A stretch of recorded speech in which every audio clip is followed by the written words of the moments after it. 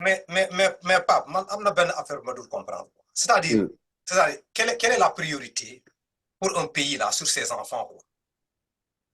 C'est là où se situe le problème. Parce que yow li ngay wax nii danga maa bëgg a waxee ne est-ce que avec ce qu'on voit au niveau du Sénégal, le train de vie de l'État, la corruption qui se trouve ici là à outrance là, l'État n'a pas les moyens pour s'organiser là, pour essayer de venir en aide là avec ces gens qui prennent le soin là de régler ces petits problèmes dans leur contrée.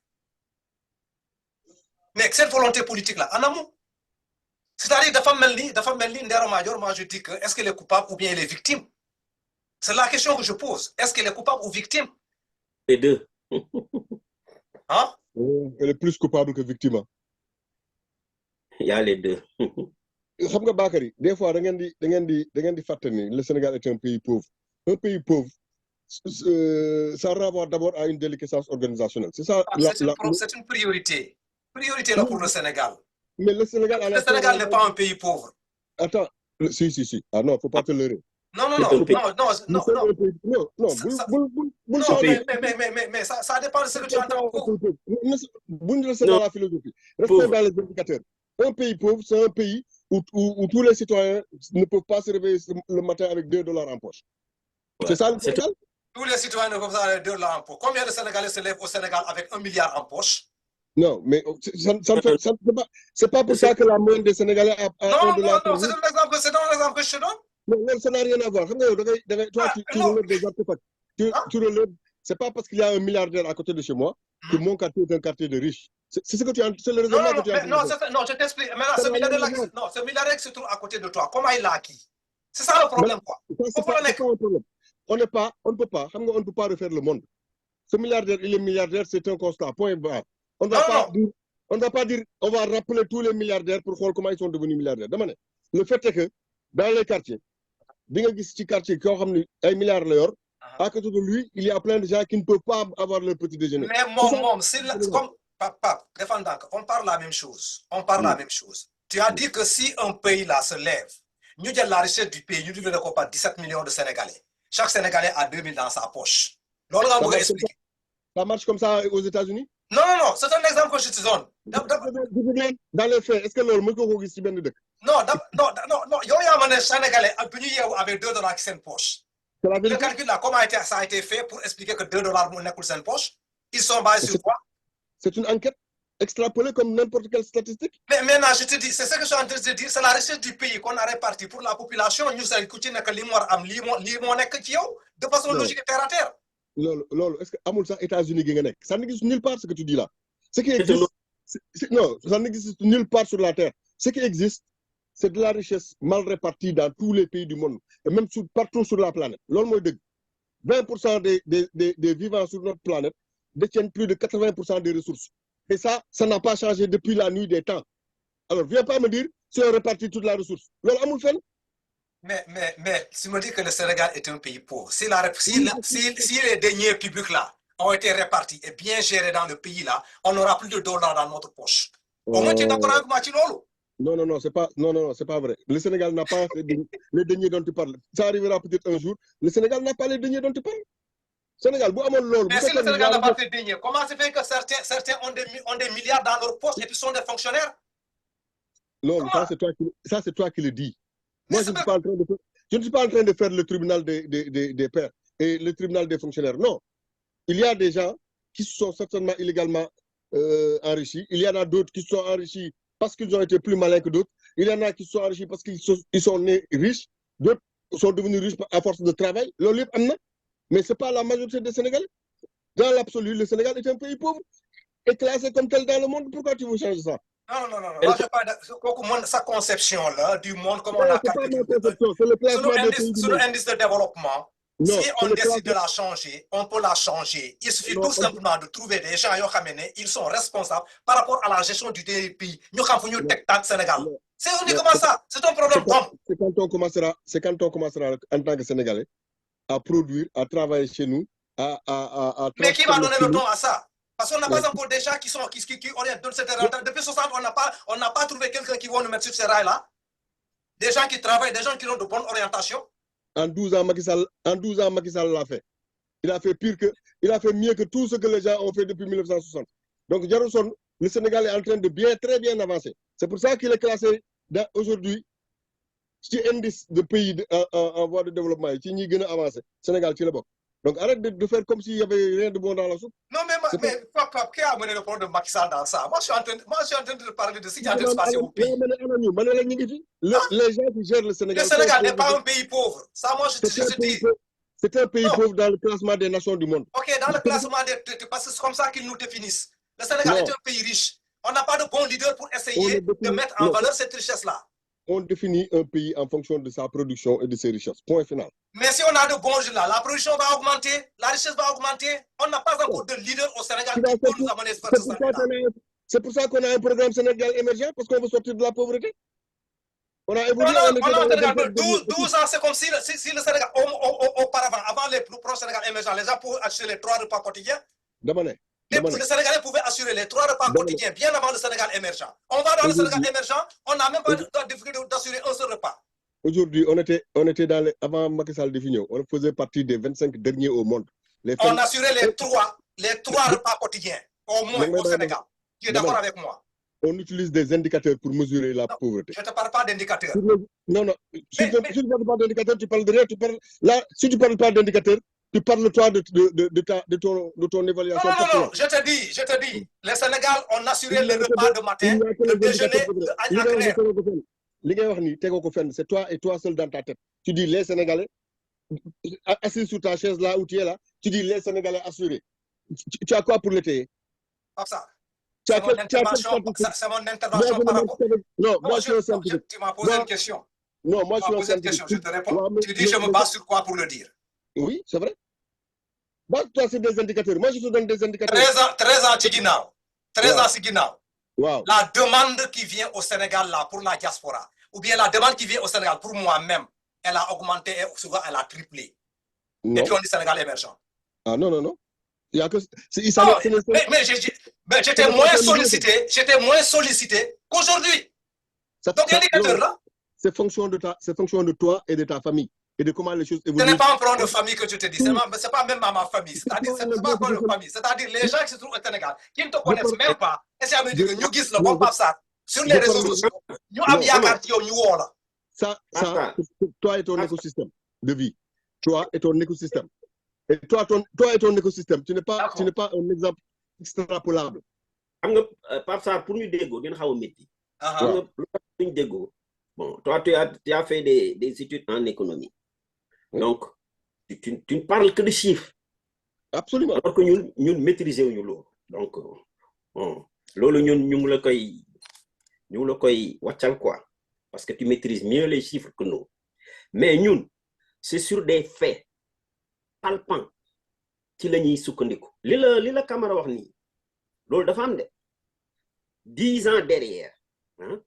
Man niñ may solliciter actuellement c'est pas la même chose dina la wax dara hein c'est pas may wax né je suis généreux ou quoi chaque mois minimum chaque semaine minimum j'envoie 50 000 50 000 fois 4 ça te fait 200 000 200 000 fay na fonctionnaire alors que 10 ans derrière je ne faisais pas ça c'est le minimum que j'envoie hein. Tu n'as pas compris Jobas nangu na li nga wax légui déglu ma wax la waaw il y a 25 ans derrière toi. Lolu mënu won am parce que bo nekkon États-Unis il y a 25 ans. Il faut pour nit ñaan la mu bind la lettre. D'accord? Waaw. Par lettre bi nga jot ci.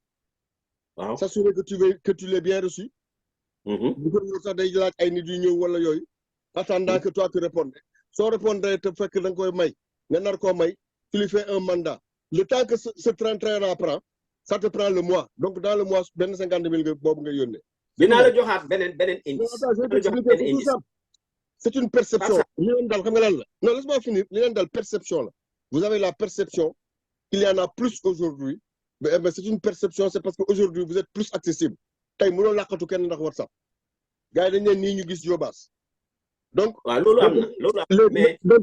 les requêtes aujourd'hui sont plus faciles à faire et les gens te saisissent plus rapidement. Donc, et les repas quotidiens par jour. Et les repas quotidiens par jour. Moi, je suis plus âgé que toi. Peut-être, peut-être, on fait quelque chose. Est-ce que fait une période où nous avons? Bien sûr. Moi, j'ai bientôt 60 ans. Yo, ok, voilà. Bon, je crois que Magena lo lolu quoi, lolu la yakar. Non. Li ma magé barul. Jobas, xamna la, yow ya ma xamul. Man xamna la bu baax. Ok, merci, c'est bien. Gis nga période ñamu mbaam. Période ñamu. Da ngay dem ci bop ko ñi la polo bi do nek. Oui. Les barigots là. Oui. Ça veut dire que il y avait de l'abondance. Il y avait de l'abondance. Mais absolument. Mais légui man sama yaay day yar mbaam.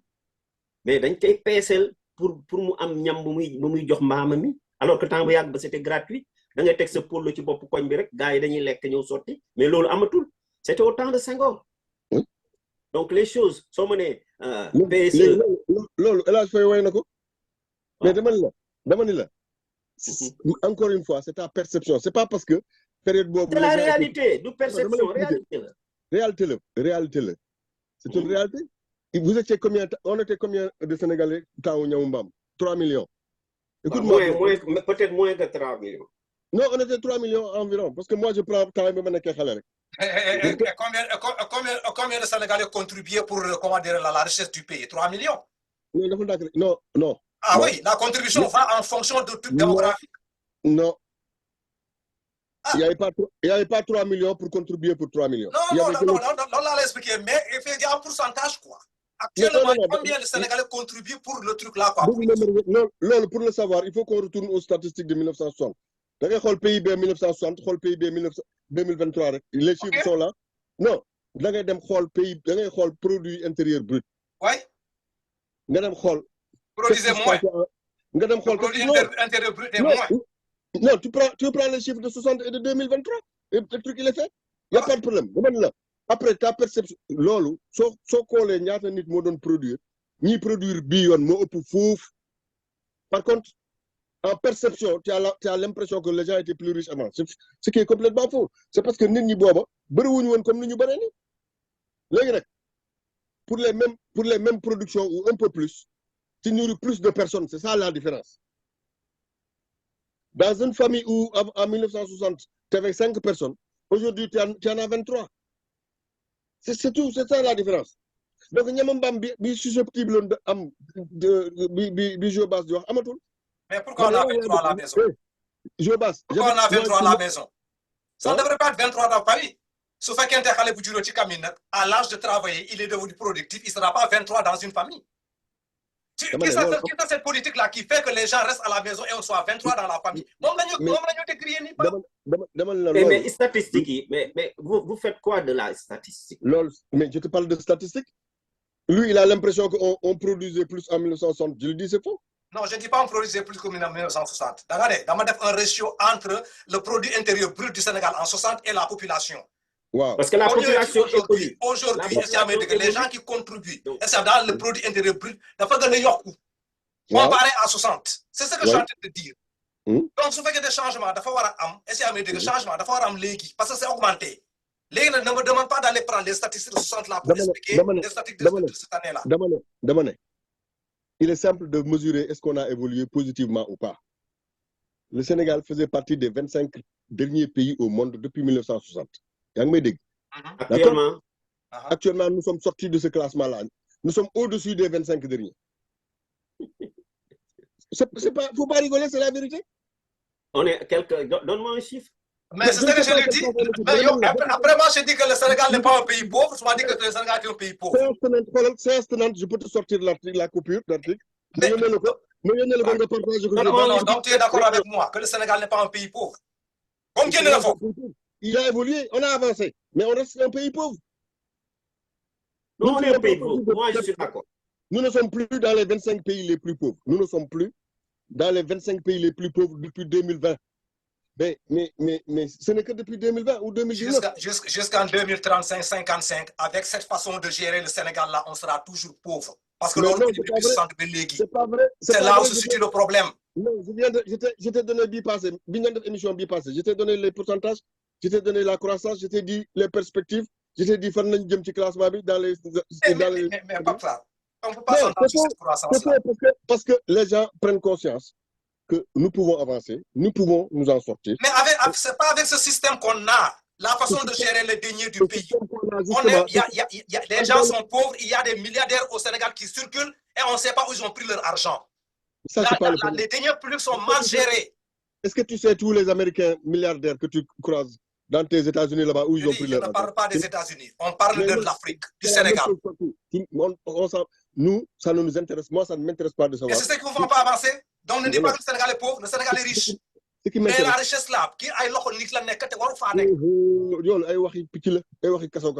les gars qui ont gagné leur argent à la sueur de leur front, c'est un problème. Nous, nous avons un milliard, nous avons un milliard comme nous. Point. Et c'est à la sueur de... C'est terminé. On a un projet au Sénégal. Soit, mais nous poste de responsabilité dans une caisse là, depuis que tu deviens Congo. Non, mais justement, parce que toi, au moins, tu as l'éthique pour ne pas dépôt. Mais quelqu'un qui peut dépôt, admet que nous avons dépôt au Sénégal. Damane. Pendant que vous vous exilez aux États-Unis, au Canada et en France, les Guinéens sont en train, à plus de 8 millions aujourd'hui dans notre tissu démographique, de prendre en charge le tissu économique sénégalais. Et bientôt, c'est eux qui auront les rênes du Sénégal. C'est ça la vérité. Mais vous n'avez rien fait. Paul, qu'est-ce qu'il peut faire pour son pays? Qu'il retourne le faire. Et qu'il se dise, dans mon écosystème immédiat, toi, dans ton petit écosystème économique, où les gens ont besoin de toi, crée une situation pour que nous ne puissions pas faire. Mais quel check sénégalais s'il là, c'est malheureusement, on ne peut pas avoir. Non, malheureusement, on ne peut pas avoir la chance d'expliquer le rapport de la diaspora avec le régime qui se trouve en place. Malheureusement, on ne peut pas avoir le temps. Non, nous ne parce que le temps ne permet. Affaire Bob, le rapport de la diaspora avec les leaders du Sénégal, là, nous n'avons que oui. Dans un pays où, si les membres de la diaspora veulent entrer au niveau du Sénégal là pour essayer de faire quelque chose, les blocages là, la tracasserie dans le jour administratif là, avec ça, vous dites que la diaspora, qu'est-ce que vous avez fait? Personne ne bloque personne. Il faut être persévérant, fournir les mêmes efforts qu'on fournit ailleurs. Si on le fournit au Sénégal, on réussit. Qu'est-ce que tu entends pour être persévérant? Qu'est-ce que tu entends pour persévérant? Quand tu cherches un document là, on peut donner en une journée, on te fait trimballer, pas demain, le directeur n'est pas là pour signer. Qu'est-ce que tu entends nous parler, Pape? Nous n'avons pas les mêmes conforts administratifs que là. Raison de plus, pourquoi ne pas chercher ce confort administratif là pour régler les choses? On est toujours dans les histoires de je ne sais quoi là, gérer le pays là, comment dire, on est dans le marché sans Dakar. Parce qu'il n'y a pas suffisamment de moyens de faire en sorte que ce confort existe. Mais ces moyens-là, on devrait les créer. Mais vas-y, c'est un travail pour les créer. Mais si les deniers publics là sont détournés au sommet là, comment on va arriver à ces moyens-là? Aucun denier public n'est détourné. Ces milliards que les gens mettent dans leur poste là, combien de Sénégalais nous former dans ces domaines-là? Personne n'a pris les milliards de personnes. Il faut qu'on se mette au travail et qu'on change la donne. C'est à nous de le faire. Ce n'est pas à nos petits-enfants, c'est à nous. Nous, nous devons enrichir. Non, effectivement, tu n'as pas vraiment raison. C'est ce qui fait qu'il est temps de changer ce qui se passe devant nous. Raison de plus, on ne peut pas continuer dans ça. Les gens qui sont là aujourd'hui nous ont permis de le faire. Non, mais tu sais que nous, c'est ce que qu'est-ce que les Sénégalais sont en train de crier? Monte un projet de retour. Je t'invite dans le collectif PAISD. Tu vas voir que les gens sont en train de se faire financer des projets, alors que ce n'est pas des gens qui sont connus de qui que ce soit. Ils vont à la DPME et on leur donne 50 millions. Ah, s'il fait non, on est au moins. Justement, là, on est le problème. Il faut déconner les petits rouages là pour avancer. Mais la personne qui veut jouer avec. Il n'y a pas de rouage. Tu écris à la DPME et tu attends une réponse. La preuve, une semaine dernière, tu vas voir quand on va écrire à la DPME si on ne va pas avoir de réponse. Yamar, je suis d'accord avec toi. Les rouages là, tu les comprends. Tu peux aller dans ça, la régler le problème. Mais je ne parle pas. Ils sont sur des sites internet. C'est l'État qui a mis en branle des structures pour que les Sénégalais rentrent et se mettent au travail. Parce que nous, nous pouvons apporter du sang neuf. Il n'a qu'à créer des structures au Sénégal. Mais combien de Sénégalais ont tenté ça, ils ont échoué? Parce que tout ça, le système en place ne les accueille pas. Non, on les accueille. Ceux qui échouent, c'est les gens qui sont paresseux et qui veulent la facilité. Si tu vas aller au Sénégal en cherchant le même confort que chez toi, tu ne vas pas y arriver. Écoute-moi. Quand je donne un cours au Greta en France, je suis payé au plus bas, 57 € de l'heure. 57 € de l'heure. C'est le prix le plus bas qui m'est payé au barème de Montpellier quand je donne des cours au Greta. Je ne gagne pas 30 € de l'heure actuellement au Sénégal. Mais j'y vais quand même parce que c'est mon pays. Quand je donne un cours à l'université ici, moi je suis en freelance. Je suis chargé de cours. Je facture Nifaïma. C'est 99 € de l'heure. Qu'est-ce que tu es en train d'expliquer ici? Qu'est-ce que tu expliques ici? Avec cet exemple-là, l'on va vous prouver. Pour pouvoir le faire, il faut s'armer de courage et aller en ayant foi en ce qu'on fait, en se disant que l'Ingédef pour Sénégal et que la donne va changer. Mais moi, quand je vais à l'Université internationale de Dakar pour gagner même pas 30 € de l'heure, tu crois que je rémunère l'Imabaïfi? Non? Non, ne t'en fais pas. Les données vont changer. Cette tendance-là qui vient comme ça, ça va changer. Les données ont commencé à changer. Vous changez. Dis-moi comprendre, changer là. Les données ont commencé à changer. Et ça va changer. Depuis que Macky Sall est arrivé, qu'il a démultiplié les plateaux. Nous sommes dans un bon contexte et nous avons une propension très favorable, très positive. Donc, Macky Sall a déjà terminé. Il a déjà fait ce qu'il devrait faire. C'est tout ça là, ce qu'il a promis. C'est terminé. Lui, il a fini. Mais la logique là, au niveau du Sénégal, là, dans la scène politique là, c'est quelque chose où le changement est déjà là. Alternance, que les gens le veuillent ou pas, parce qu'on ne peut pas continuer avec ce système-là, où une petite minorité n'est qu'au niveau du Sénégal, s'enrichir sur le dos des Sénégalais, après on vient nous dire que le Sénégal est pauvre. C'est pas possible. On va aller vers l'alternance dans la continuité. Macky Sall va partir pour d'accord, il n'y a aucun souci. Il n'y a pas de problème. C'est bon. C'est bon. C'est bon. D'accord. Bon, on va essayer de. Malheureusement, on ne peut pas toucher le deuxième point là. Les rapports du diaspora, de la diaspora avec le régime en place. Parce que le débat est souligné. Nous disons 7 quoi. Mais malheureusement, le temps ne l'a pas permis. Et puis, donc, je crois qu'on va essayer de mettre fin à l'émission aujourd'hui. Nous disons rendez-vous la semaine prochaine, tout en disant au Sénégalais. Le Sénégal est un pays riche. Les deniers publics là sont mal répartis. C'est terminé. Nous sommes riches en valeur absolue. Venez travailler avec nous. On n'est pas pauvres. Nous ne sommes pas pauvres. Nous sommes riches. Mais oui, nous marchons résolument vers l'émergence. Mais nous sommes riches. Le programme a mis le Sénégal sur rail. Nous allons y arriver. On n'a pas besoin de la 1950, 1935, c'est loin. 1950-35, c'est loin. Ce programme-là, c'est loin. Un bon leader. 3 ans, 4 ans, on règle les problèmes. Voilà. Les bonnes choses qui marchent se font dans un temps long. Il n'y a rien qui se fait en claquant du doigt. Macky Sall l'a compris. Il nous a mis en place un programme infaillible et nous allons résolument vers l'émergence. D'accord. Merci beaucoup. Il a fini, mais il reste avec nous pour coacher Amadou Ba pour qu'il fasse encore mieux. En tout cas, ce qu'on a vu de son régime-là, ce fait qu'on est dans l'émergence-là, on n'a qu'à se poser la question ce que c'est que l'émergence. Parce que l'émergence-là, il faut qu'on lift sa population d'abord là, nous n'est que de la top. Mais tu ne peux pas aplatir ta population, nous n'est que de souffrir. Non. Donc, les Sénégalais sont en train de souffrir. Après, maintenant, on promet l'émergence après 12 ans. Il faut serrer la ceinture si on veut évoluer. D'accord. Mais nous serrer. Il faut ménager les ressources et avancer. C'est parce qu'on n'a pas les priorités. On n'a pas mis l'être humain au cœur de ces trucs-là.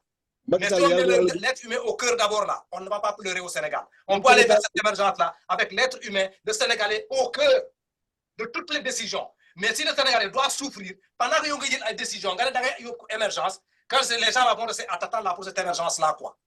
Ça, là, on demande quelle émergence il s'agit. 2 ans, 5 ans, quand on est dans son pouvoir. Il a mis le citoyen sénégalais au cœur du développement de son pays. Il a mis le Sénégalais face à ses responsabilités. Il nous a tracé des sillons pour qu'on y aille et que résolument on marche. Mais malheureusement, il a tracé, mais malheureusement, les acteurs qui doivent le conduire dans ça. Il a pris un pays à 1,5%. Non, c'est ce que je dis.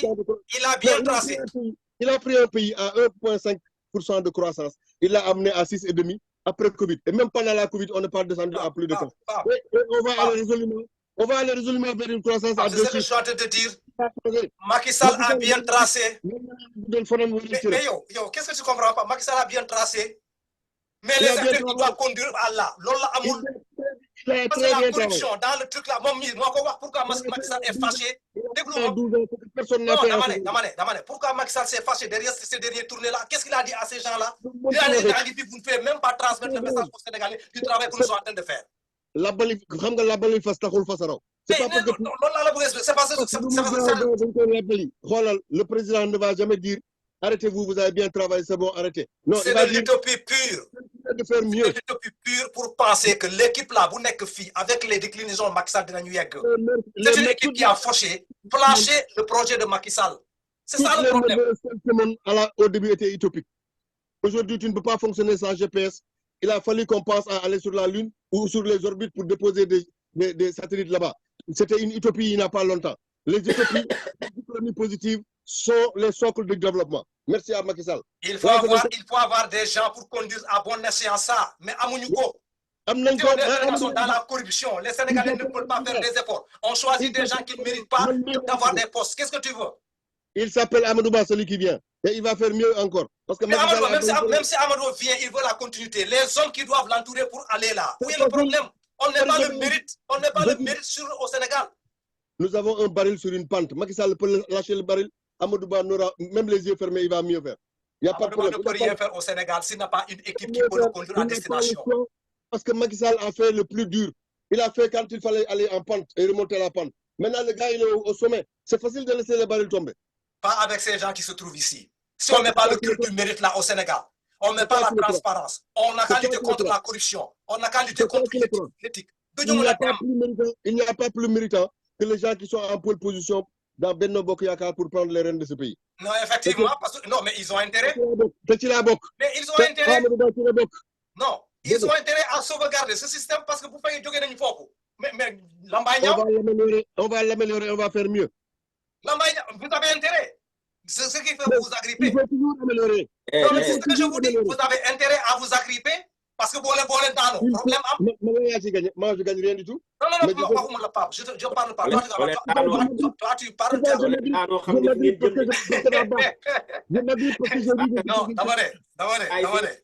Qu'est-ce que c'est ça, de toutes les manières, que les gens s'agrippent là. Il n'y a aucun souci. Si on met ça entre des mains inexpertes, on est foutu. Donc, ne s'y met plus. Ah, d'accord. Il n'y a pas de problème. Maintenant, le Sénégal n'est pas un pays pauvre. Le Sénégal est un pays riche. Arrêtez-nous les chiffres là. Je suis d'accord avec cette philosophie. C'est très philosophique. J'agrée à cette philosophie, mais on est en train tout doucement de faire le chemin inverse. Nous, on va sortir de la pauvreté. On vous amène résolument vers l'émergence. Ah, d'accord. 2024, on dit que ça sera où? Inch'Allah. L'alternance qui s'arrête comme ça là. Le développement de l'Afrique là. Tu me diras félicitations. Ah, d'accord. Merci beaucoup. Kon na gars yi waaw émission bi fii. Merry Christmas et joyeux Noël à tout le monde. Ngeen baal ma ak. Waaw, kontaan joyeux Noël. Merry Christmas. Allez, ciao. Kon na gars yi fii la ñu yemal tey ak yéen quoi. OK. D'accord.